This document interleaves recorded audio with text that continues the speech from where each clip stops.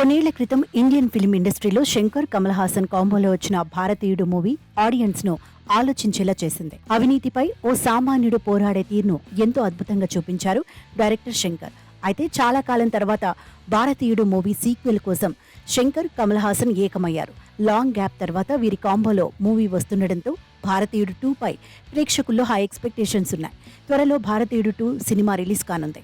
Cinema ప్రమోషన్లలో Kamal Haasan full busy అయ్యారు. Director Shankar కూడా క్షణం తీరిక లేకుండా సాధ్యమైనంత వరకు సినిమాను ఆడియన్స్ కు రీచ్ చేసే ప్రయత్నం చేస్తున్నారు. ఇలాంటి సందర్భంలో భారతీయుడు 2 మూవీలోని విజువల్ ఎఫెక్ట్స్ గురించి సూపర్వైజర్ శ్రీనివాస్ మోహన్ ఓ ఇంటర్వ్యూలో ఇంట్రెస్టింగ్ కామెంట్స్ చేశారు.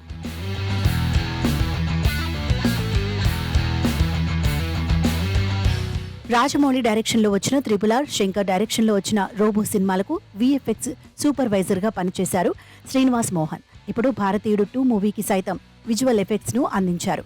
భారతీయుడు 2 షూటింగ్ ఓ స్టేజ్ వరకు విజువల్ ఎఫెక్ట్ లో ఎలాంటి డిఫరెంట్ ఐడియాలజీ లేకుండా కంటిన్యూ అయిందన్నారు. కానీ ఒకరోజు ఫోన్ చేసి డైరెక్టర్ శంకర్ ఓ ఐడియా చెప్పారని, అది విని తను ఎంతో ఎగ్జైట్ అయ్యానని చెప్పారు శ్రీనివాస్ మోహన్. అసలు ఆ ఐడియా ఇప్పటిదాకా హాలీవుడ్ లో కూడా ఎవరూ అప్లై చేయలేదని చెప్పారు. హాలీవుడ్డే కాదు, వరల్డ్ లో ఇప్పటి వరకు ఏ ఫిలిం ఇండస్ట్రీ ఇలాంటి ప్రయోగం చేయలేదని సినిమాపై మరింత ఈగర్నెస్ పెరిగేలా మాట్లాడారు. నిజం చెప్పాలంటే cinema technical and visual street లో మనం దాదాపు 10 ఏళ్లు వెనక ఉండేవాళ్లమని, కానీ ఇప్పుడు ఆర్టిఫిషియల్ ఇంటెలిజెన్స్ వచ్చాక అందరూ ఈక్వెల్ అయిపోయామని చెప్పారు.